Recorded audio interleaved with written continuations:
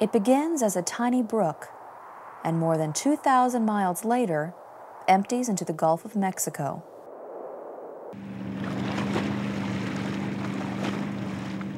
The mighty Mississippi. Her muddy waters sustain life, inspire artists, carry freight from shore to shore.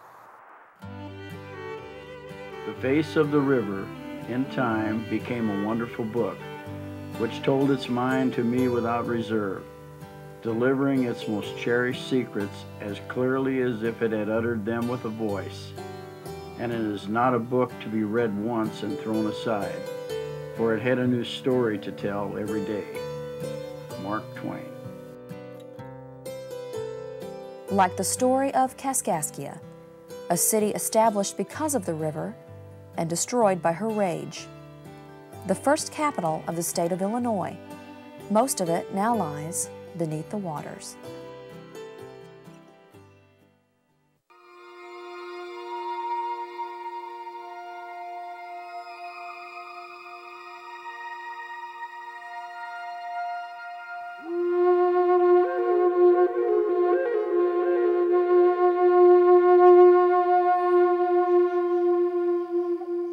By 1675, Father Jacques Marquette had established a mission with the Kaskaskia Indians. 15 years later, crowded conditions and Iroquois aggression forced the tribe to find a new settlement. Along with another French missionary, Father Marest, the Kaskaskia left their village. At the confluence of the Mississippi and Kaskaskia rivers, they found a small peninsula of land with rich soil, lush vegetation, and an abundance of game. French traders lived among the Indians, many of them intermarrying and working the fields together. The Mission of the Immaculate Conception built their first stone church in 1714. Native Americans assembled at the church for prayers and Catholic instruction in the morning. French and Indian attended religious services in the evening.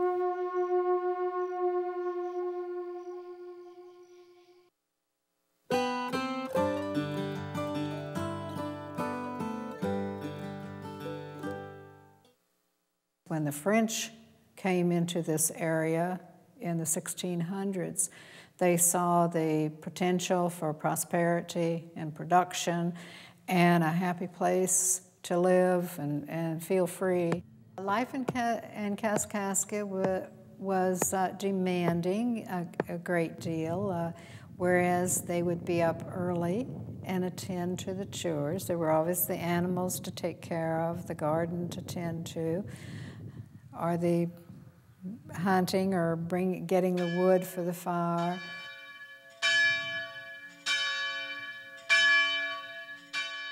The bell when the bell came, then that was the call for morning prayer.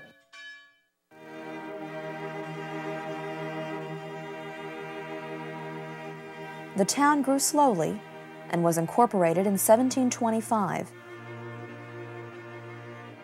As Kaskaskia was growing, so was the number of French military fortifications. In 1718, King Louis of France ordered the building of Fort Deschartres to protect the French and Indian population of Illinois. The first fort was a wooden structure located 18 miles up the Mississippi from Kaskaskia. A new limestone fort was eventually built. 2 years after the Treaty of Paris ended the French and Indian War, Fort Deschartres was surrendered to the British. Another French fort was built on the bluffs overlooking the town of Kaskaskia for protection from the British during the French and Indian War. Some years later, in 1766, the townspeople destroyed it, rather than have it occupied by the British. The earthworks are all that remain.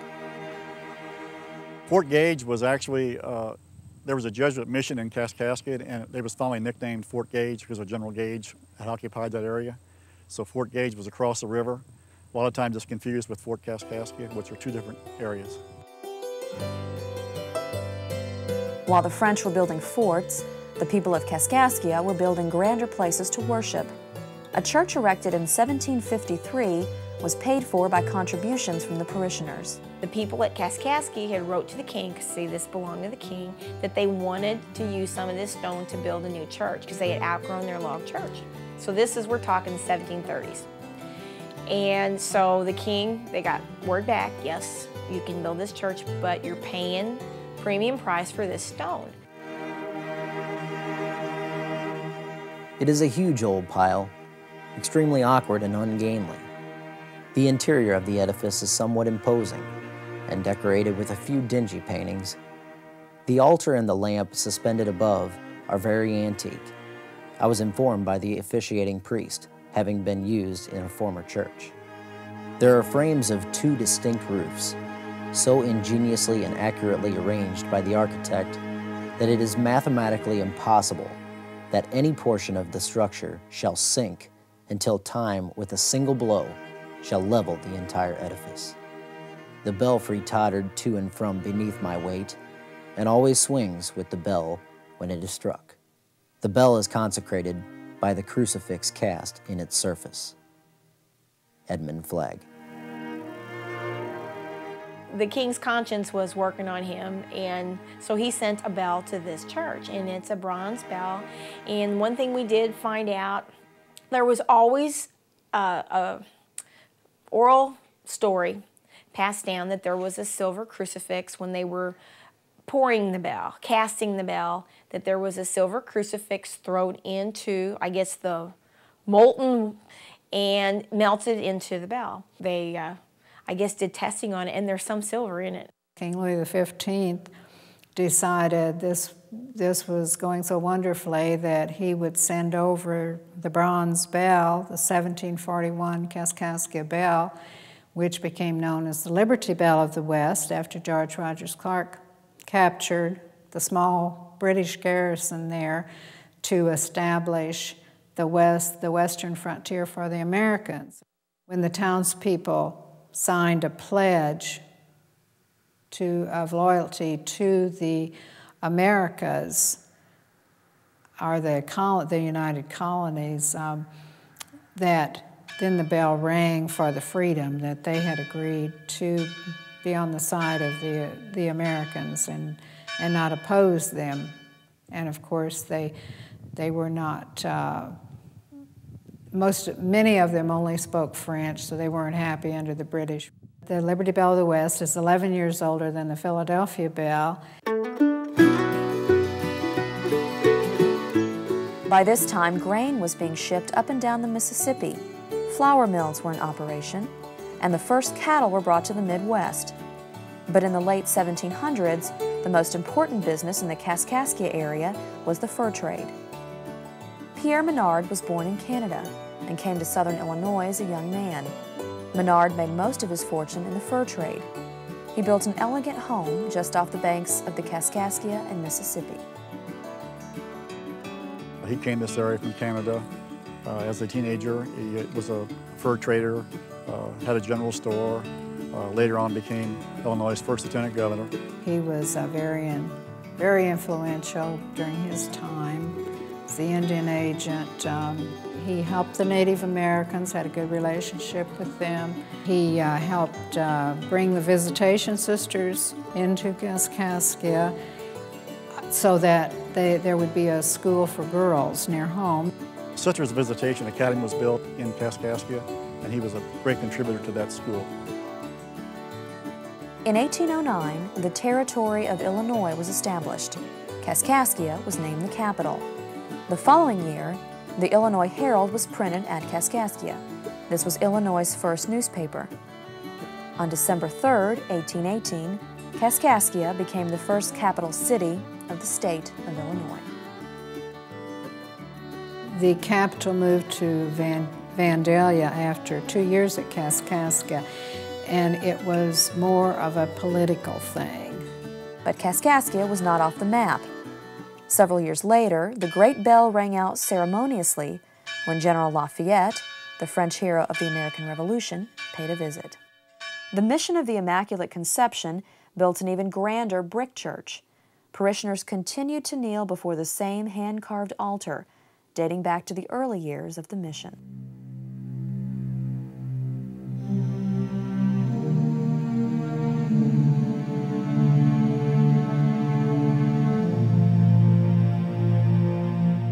But in 1844, the rains came, and the mighty Mississippi began to change the course of history.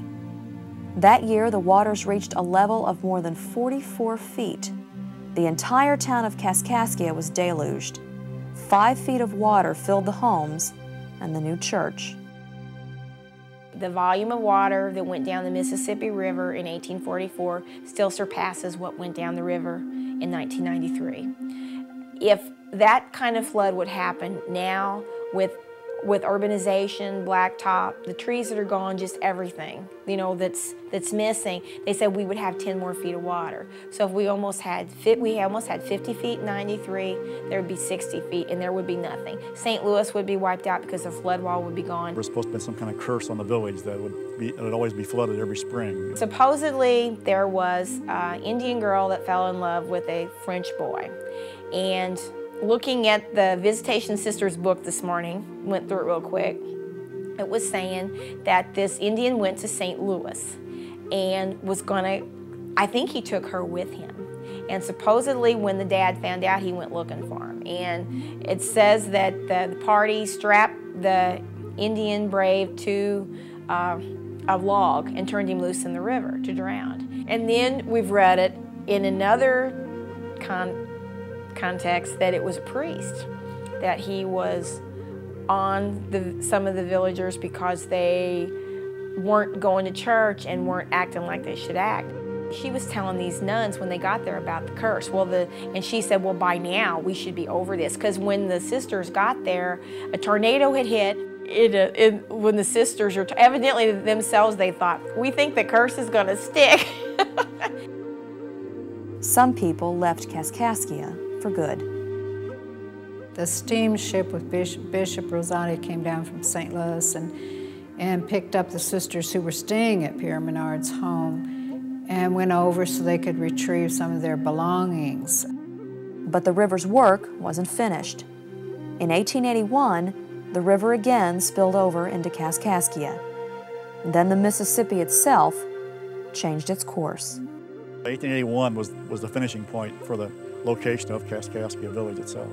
Kaskaskia was always harassed by floodwater, and finally in 1881 was a major flood. It cut across part of the village. Most of the village had been moved away by then. Not too many people lived there, but the edge of the village started breaking off and falling into the water. So that was pretty much it. The town was pretty well doomed after 1881. In 1881, when the river finally punched through that little narrow area of land, they were talking about the trees as they uprooted. She said it sounded like cannons going off. It was very dramatic when it went through. They almost knew what was going to happen because it had kept eroding through the years. And when it finally broke through, it was only about 100 feet, but it was with a loud rush and a loud noise, and it was very frightening to them.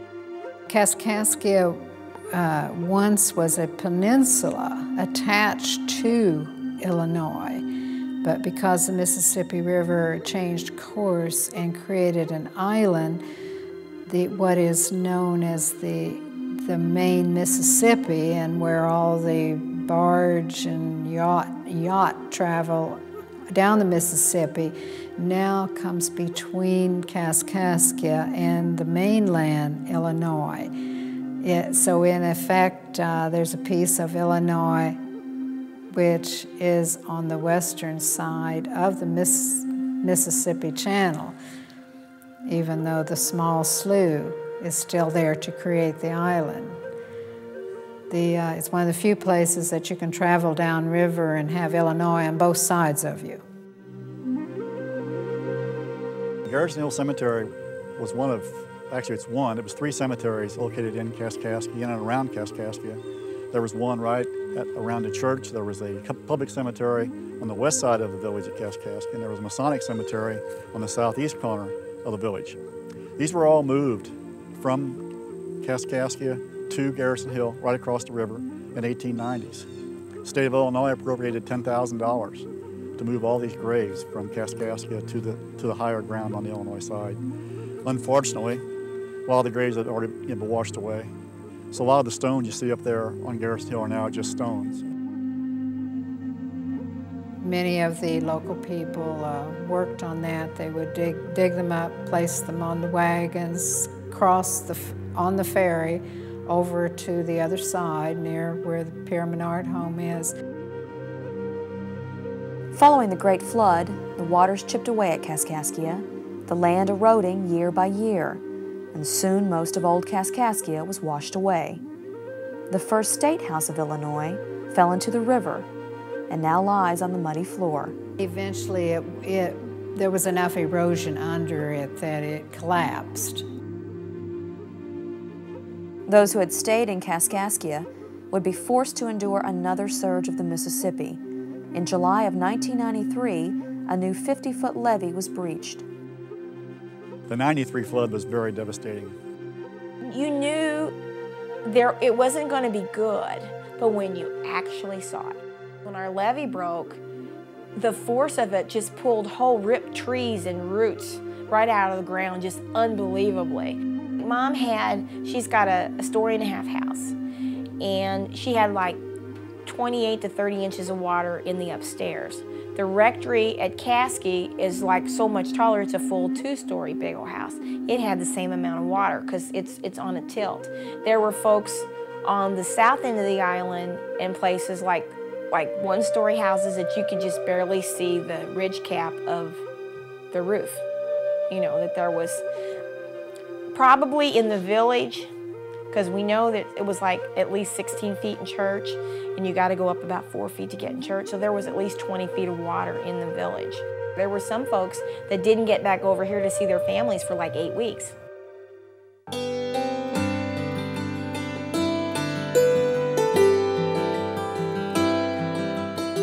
Today, Old Kaskaskia is known as Kaskaskia Island. There isn't much left on these 14,000 acres. A scant population in the village. The magnificent old church held her own year after year, protected by her loyal parishioners. Descendants of the early Kaskaskia Indians continue to pay tribute to the mission that coexisted with their ancestors. We have Native Americans who do visit with us, and especially on the Feast of the Immaculate Conception. In their true devotion, then they tanned the elkskin robe and strung the beads for her to wear. The Liberty Bell of the West is guarded in a shrine. The spirit of Pierre Menard still lingers. His well-preserved home stands guard across the river from Kaskaskia. At the site of Fort Kaskaskia, there is now a state park, providing a majestic view of where there once was a city full of promise, and what will always remain, the mighty Mississippi. Bronze tablets mounted on one of the park's overlooks bear the sonnets of a blind poet, Louis William Rodenberg, who wrote a tribute to Kaskaskia. O Mississippi, monarch of the plain, despoiler old, for here beneath your flood's dissembled sheen, a city lies, her walls and spires down hurled. No stone is left whereon some chisel keen may tell her ravished fame unto the world. A city here you're grappled into your breast, plunging her towers into your torrent lane, where still they lie, man's weakest to attest. The mother of 1,000 cities lies in nature's vast cathedral deep enshrined, but never on that barren floor our eyes may find inscription o'er the sodden cell. Despoiler forever, yet your soul of her went not upon the sunken sepulchre.